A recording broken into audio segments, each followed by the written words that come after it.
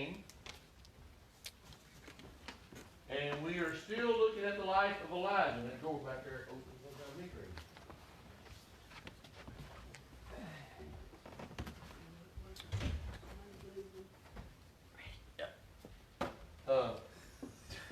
Yeah, they washed your blankets and stuff. Marissa did. 1 Kings 17 is where we're going to be at. We're still talking about Elijah.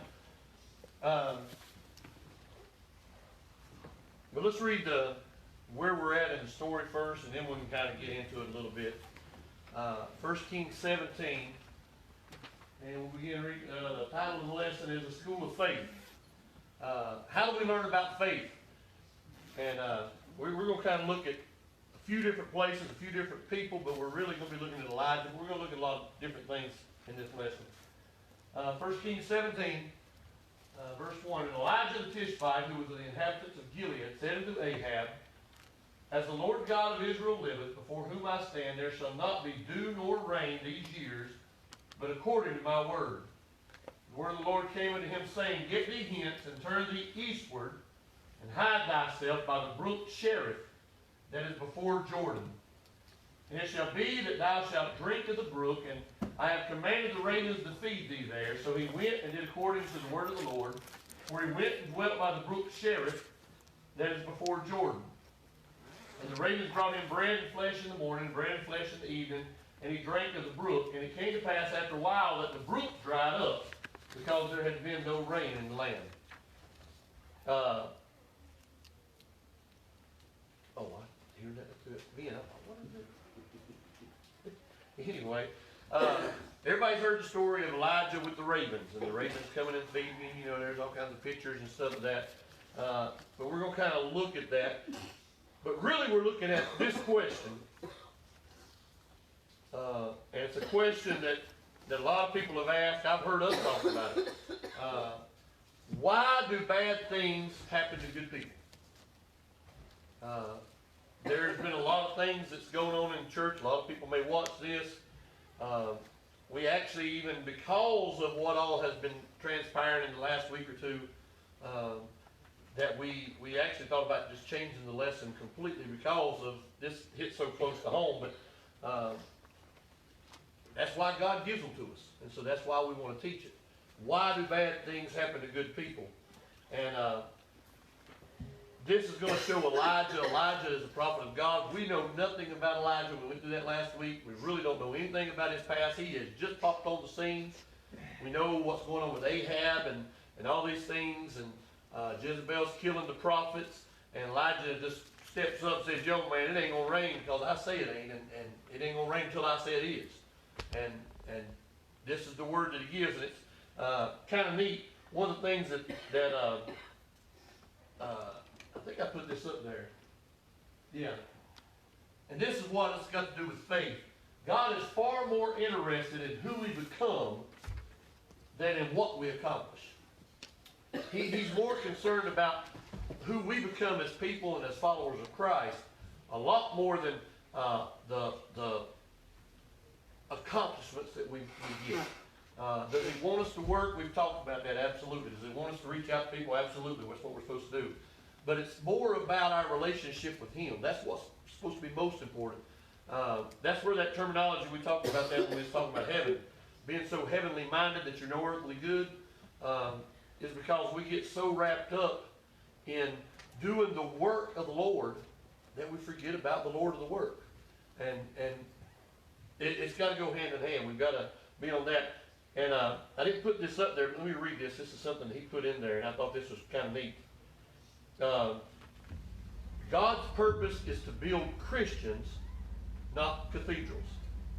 His focus is on people and not programs. And it is for this reason that when God is working in the life of a person, he often allows unexplainable events to occur. These are just stepping stones to prepare and perfect his children to serve him in a much bigger way in the kingdom. If you remember when we went through the tabernacle, we talked about there's always one of three reasons, sometimes more, why God does what he does or why God allows what he allows. And one is to mature his people. That's what he wants us to grow in him. He wants us to be more confident in him. We we talked about Daniel when he went in the lion's den. How would Daniel know that God would protect him unless he actually went through the lion's den? How would the children of Israel know that God could look out for them if they didn't go through the fiery furnace? And so God does allow us to go through things to show us that he can bring us out of it and that he's still there when we go through it. And so there's a lot of things, and a lot of this is going to, if you were here Wednesday night, a lot of this is going to go right along with what the pastor was preaching on. We talked about this a little bit. But one of the things that we have to learn is that God does things that we don't like, or allows things that we don't like sometimes, because he's got to get our attention, or because he's preparing us for something else. Most people don't like this verse, Hebrews 12:6. For whom the Lord loveth, he chasteneth, and scourgeth every son whom he receiveth. And the Bible says that if he don't scourge us, we're probably not sons. If we don't get whipped by God, then there's probably a problem there, that we're not there. So when difficult things happen in our life, and I wrote some of these down, we'll read a lot of this stuff that was in this lesson. When difficult things happen in our lives, it's not evidence that something is wrong. A lot of people think, well, I'm going through this situation because I've done something wrong. That's not necessarily the case. I'm not being punished sometimes, and I'm not being chastised sometimes because it's a bad thing. I'm being chastised because it's a good thing. God's preparing me for something else. God is keeping me from going in a particular direction that I may have been going in. And so discipline proves that we do belong to him. Bad situations, we go through bad situations so God can prove that, hey, I'm here through all this. And when we look back at those situations that we go through and we can see that God was there all along, it helps us to get through the next situation. And we know of all the great miracles that Elijah performed, but before he could do all the miracles, Elijah had to go through some stuff. Elijah had God had to take Elijah to a place where he could build his faith, where he was able to stand in front of 850 prophets of Baal and say, my God can whoop all y'all. That's a lot of people, y'all. I remember being in the leadership conference, and there was 800. That's a lot of people. And one man against all them people, that's going to take some guts. That's going to take some faith. But he didn't just give him that faith. He had to get that faith. He had to work for that faith. And so we're going to look at what it takes to be like Elijah and to be able to stand before these prophets. We're not even going to get into that part of the lesson. This is the preparation for that. This is what it is called to build up your faith. This is how you build faith. The first thing is the procedure of faith. And verse 1 still says, Elijah Tishbite, who is inhabitant of Gilead, said unto Ahab, as the Lord God of Israel liveth, before whom I stand, there shall not be dew nor rain these years, but according to my word. Now, I done clicked way up through there. There is, when I was going through this study, and I do this only because people love to come up to Christians and say there's contradictions in the Bible. Y'all heard people say that? And this is going to be one of those places where if they are intelligent enough to go in and read a little bit, they would say, well, right here's one of those contradictions. And let me show you what I'm talking about. In 1 Kings 18, verse 1, it says, and this has really nothing to do with the lesson, this is just a little bit extra, just so you can kind of look at something. Came to pass after many days that the word of the Lord came to Elijah in the 3rd year. So people say that 3 years it didn't rain. In that 3rd year, saying, go show thyself to Ahab, and I will send rain upon the earth. Now, people with any kind of common sense can kind of get this figured out. People like to just nitpick stuff to try to prove something wrong. And so they go over to the New Testament. A couple of places. James is one of them, but Luke, I put it up here. But I tell you of the truth, many widows were in Israel in the days of Elijah, or Elias, when the heaven was shut up 3 years and 6 months. They said, no, all the New Testament said it was 3.5 years. The Old Testament said it was 3 years. And you can twist that and turn that any way you want to. But most of the scholars that I was looking at, and David Jeremiah was bringing this out and some other things, was that when he would have done this, they would have already been in the dry season. So when he did it, there would have been a reason why he did this when he did it. You just went through 6 months of dry season, and now it's time for the wet season, the rainy season to come in. And Elijah says, listen, I'm not going to let the rain fall. In this area, they had 6 months of dry season, 6 months of wet season. And so he comes in right as the wet season's beginning to start. He goes, you know what? The rain's not going to come. So they would have already been through 6 months. And you can twist it and turn it any way you want to, but there's a reason why this is important. And this is another reason why when you study, you'll learn some things. But Elijah, and let me explain, Elijah has gone into the king, and they're expecting the rainy season to begin watering the crops, begin watering the land again. Now we start growing stuff. And Elijah comes in and says, listen, it ain't going to rain. We're not going to let it rain. It's not going to rain again until I tell you so. And I'm sure for the first few weeks they probably said, well, it ain't no big deal. But in that land, that even today, they pretty much know when the wet season is going to start, and they plan everything around that. And so now we're getting into 2 or 3 weeks of this stuff, and we're going, wait a minute, it ain't raining. And then they're going to remember what Elijah said. So Elijah has now become public enemy number 1. That don't seem like a big deal that Elijah's doing this. But let me explain a little bit deeper. If you remember, Ahab married Jezebel. And Ahab and Jezebel went in and built these cathedrals, these temples for Baal. Y'all remember that? Remember that's who he fought, was the prophets of Baal when he goes up on the mountain. Now, if you study who Baal is, they believed that Baal controlled the weather. So when Elijah goes in and goes, it ain't going to rain, God Jehovah says it's not going to rain, and it's not raining. He's not just proving his God right, but he's proving their God wrong.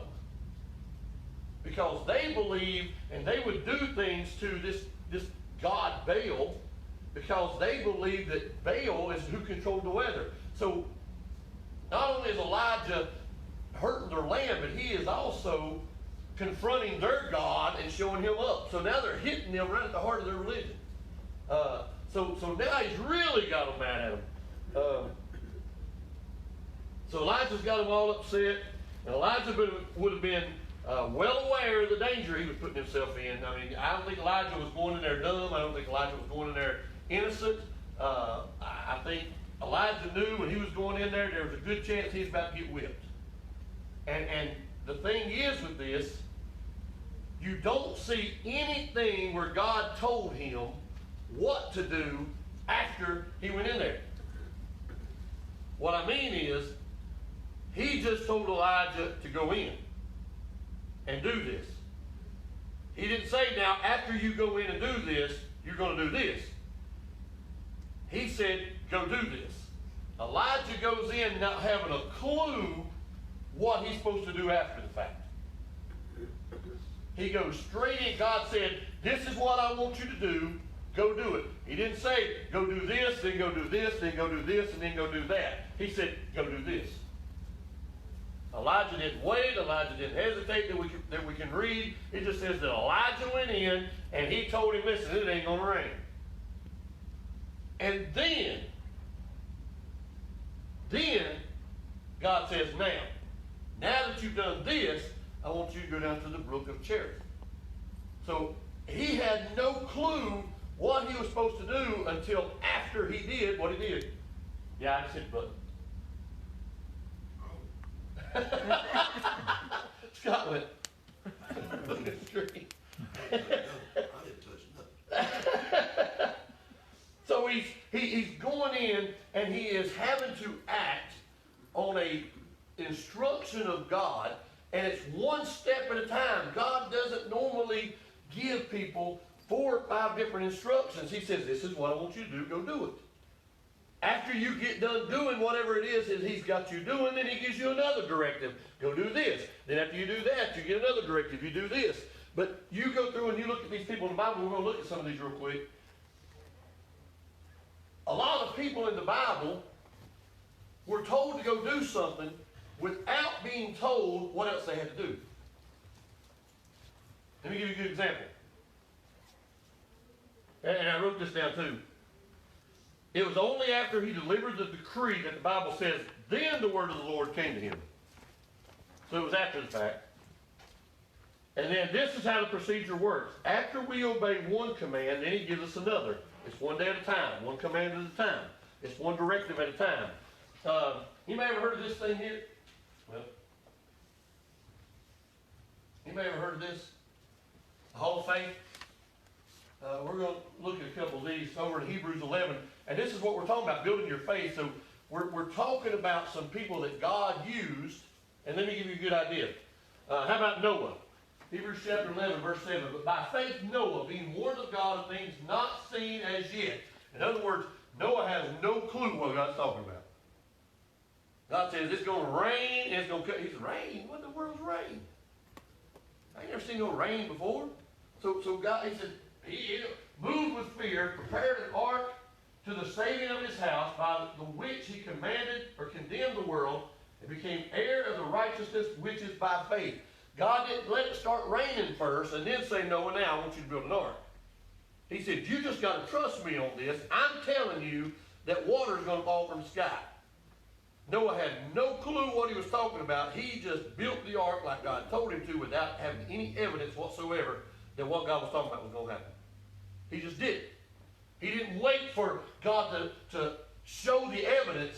He began the work before the evidence ever started. What's the old song? I know it's, I don't mean to sound derogatory, but old hick song. That's all I've ever heard sing is old country folk. It wasn't raining when Noah built the ark, so the rush for the door didn't come till it grew dark. That's the same principle. Noah had no clue. I know the people didn't. He preached for 120 years. Nobody listened. 120 years he got out here and built this ark. And he is building an ark in the middle of the land where there is no water. And it ain't rained yet. That's faith. Let me give you another one. By faith, Abraham, when he was called to go out into a place which he should have to receive for an inheritance, obeyed and went out. What? Not knowing where he went. He didn't know where he's going. God said, I want you to get your stuff and go. Abraham said, I ain't got no clue where we're going, but I want to go because God, you told me to go. It's called working without having to have evidence to make us go. That's what faith is. And this is where Elijah is. Elijah just goes in and stands before this king, not having a clue what's going to be the outcome of it. He don't know if he was going to die. He don't know if he was going to be killed. There was a good chance he was going to be. He had no clue what God had in plan for after that until he had already done it. The other one was Joshua.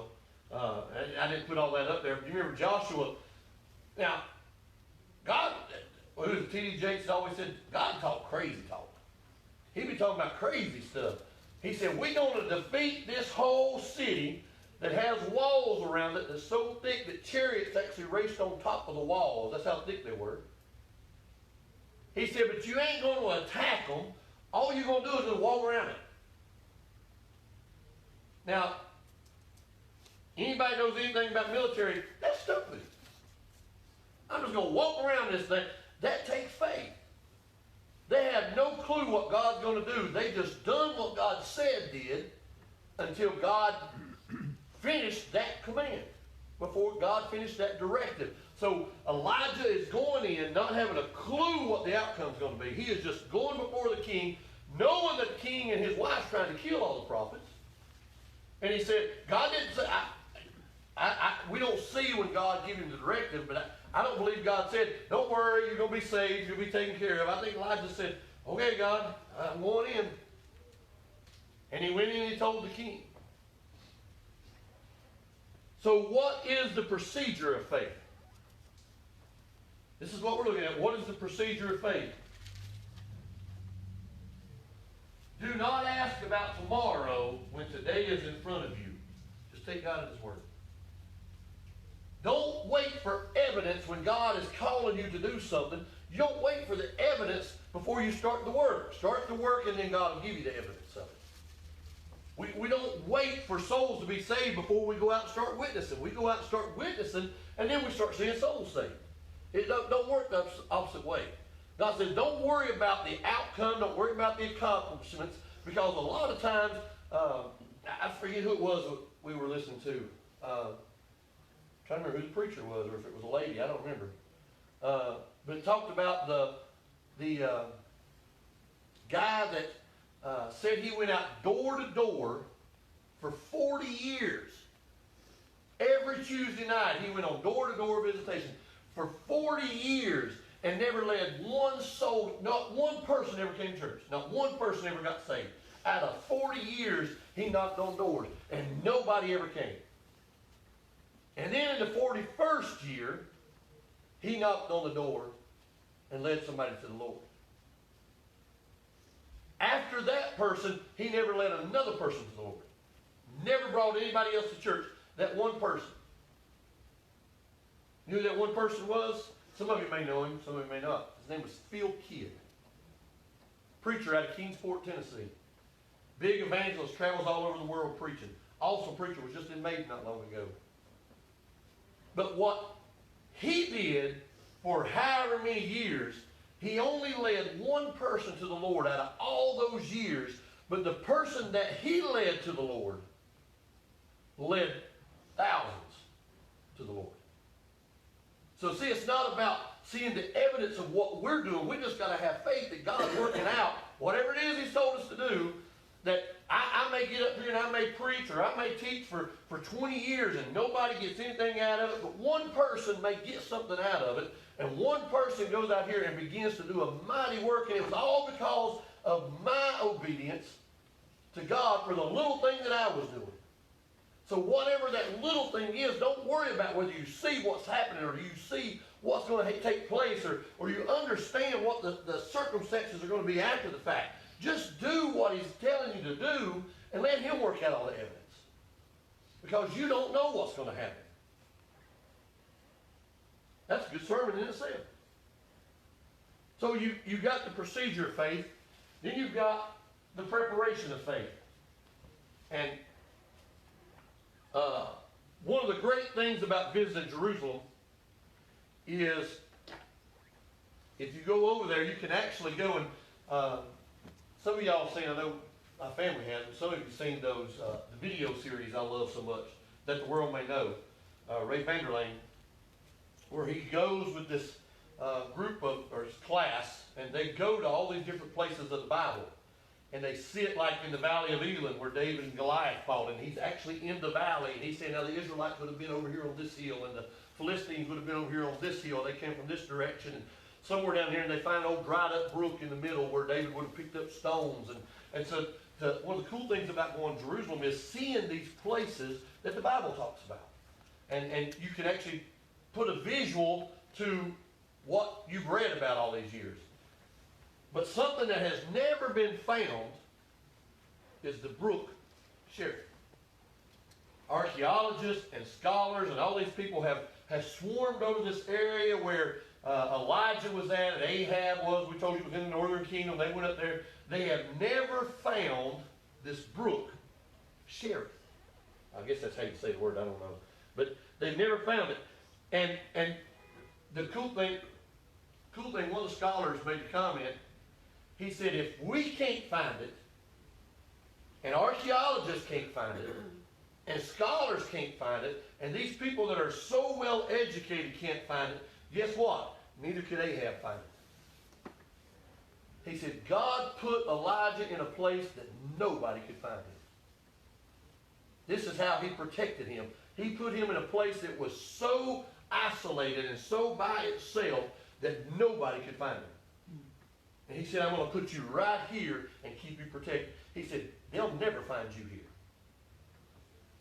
And if you go through and you look at some of the, and I know we taught on this one time before another place, wilderness journeys.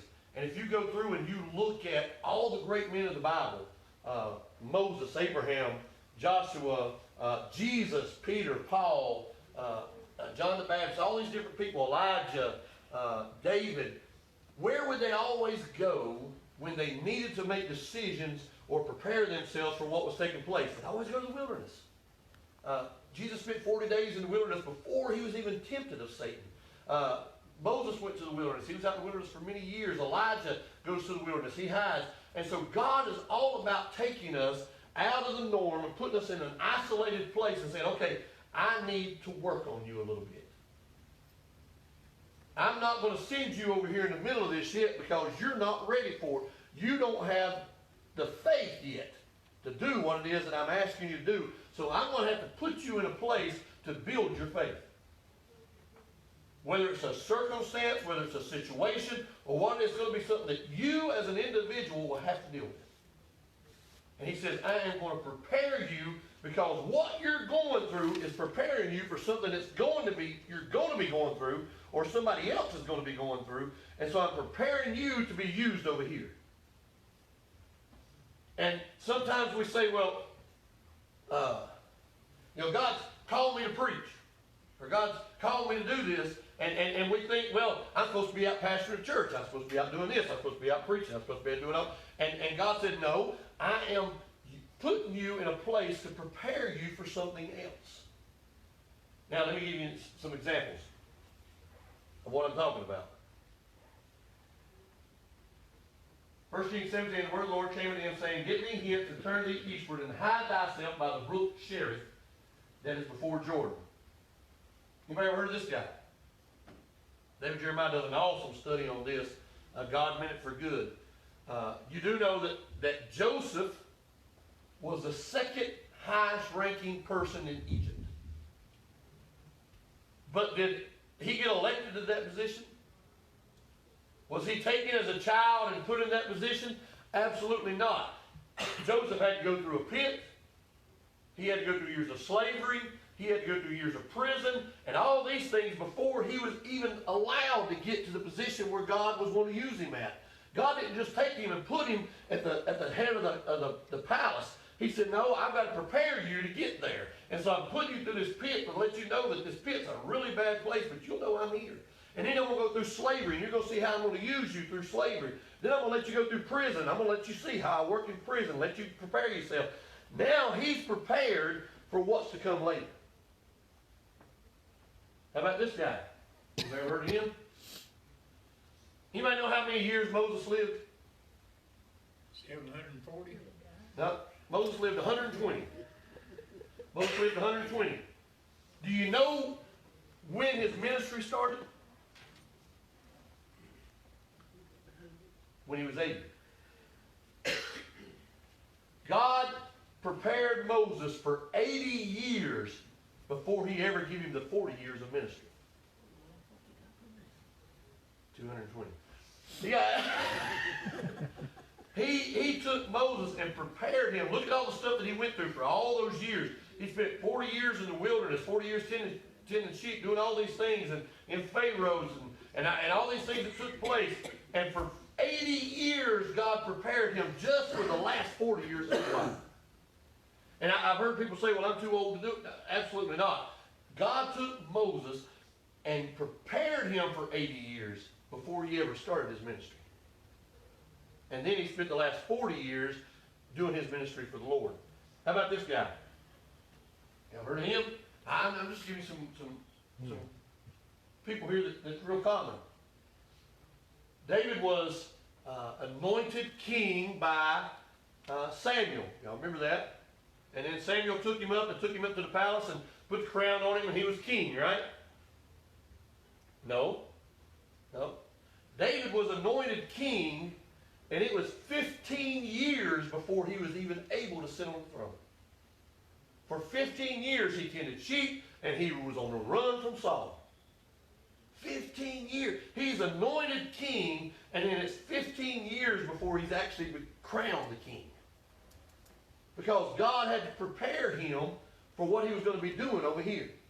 So you see how God's preparing people for what's going to take place? This is how faith comes in.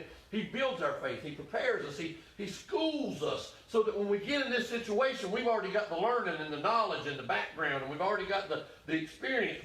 We're ready for this because he's brought us through this. I'll give you another guy. Maybe you've heard of this guy too. Y'all heard of him? How old was Jesus when he began his ministry? 32. He was 30.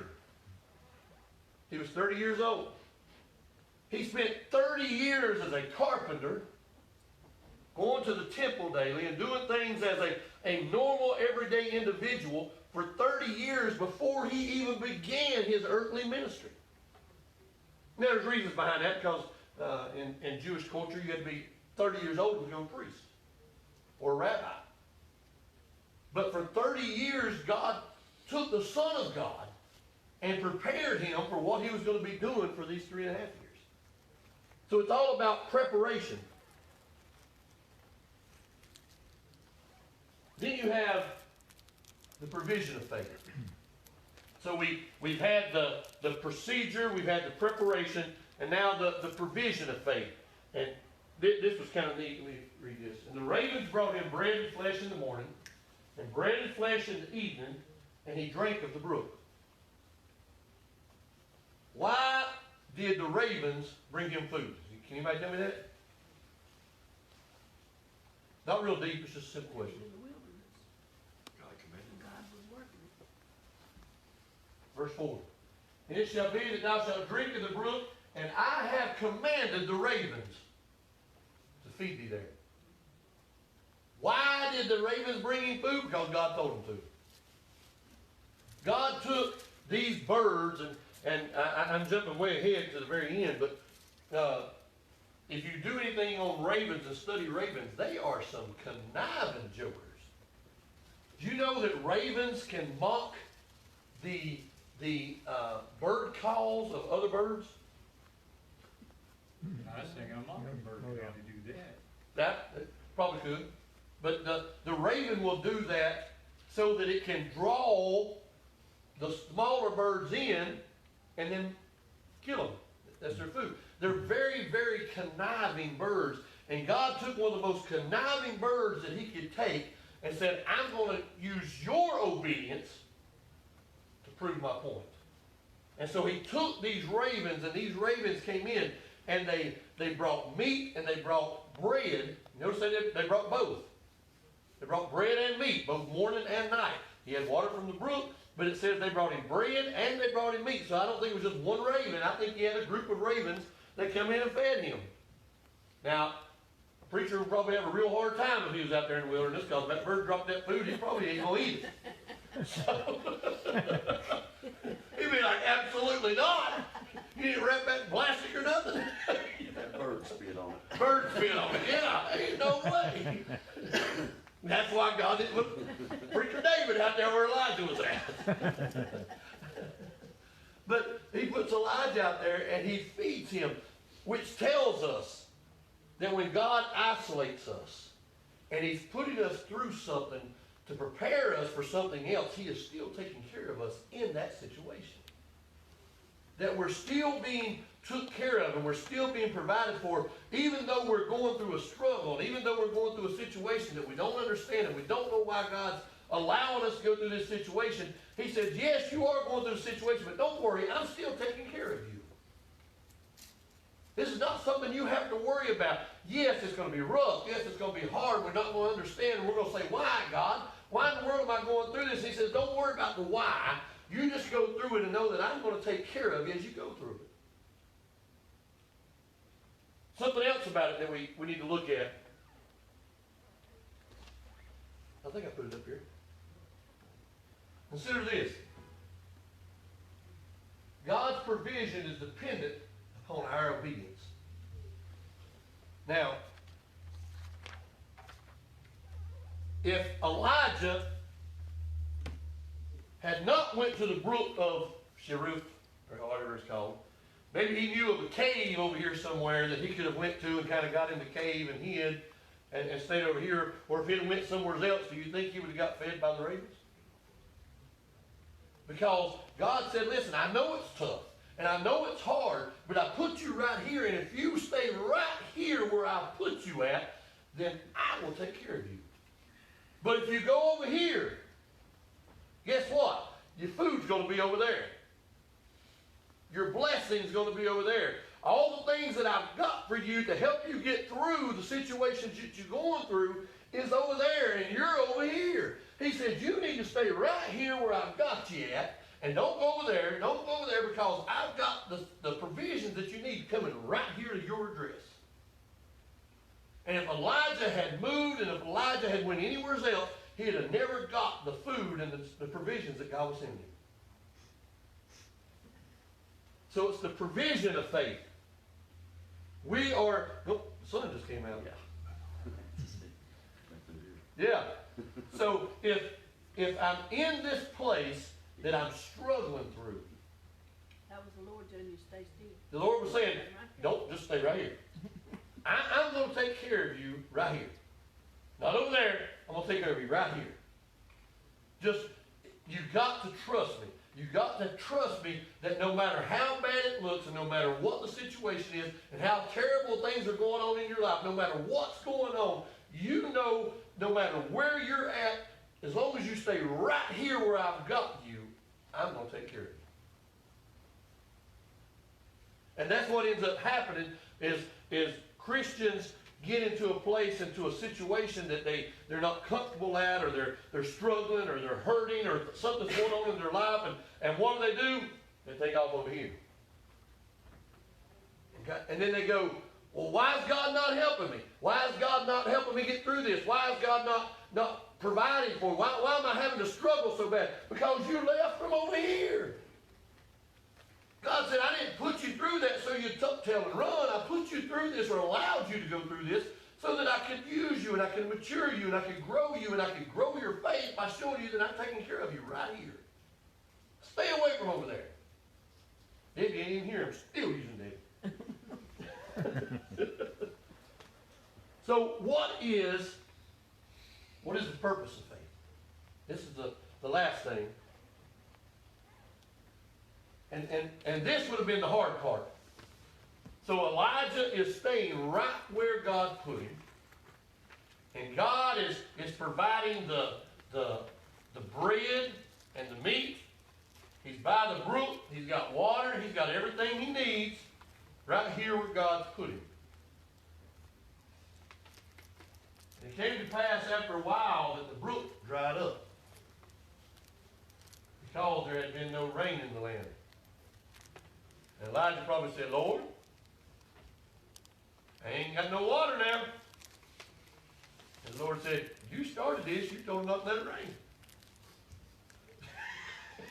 He said, you're the one that called for the drought. This is now catching up to you. And I wrote down, Elijah must have had a hard time watching the brook dry up. When he first got there, the water was probably crystal clear and rolling down just a good stream. And he was able to reach down and drink and wash his face, and the water was nice. And then as the days went by, it got smaller and smaller and smaller to the point that there was no water. And he probably said, Lord, what in the world? Now, you were supposed to be providing for me. I've trusted you to provide for me. You have been bringing me my food, and you've been let me have my water. Now you're taking my water away. What's going on, Lord? I thought you was going to provide for me.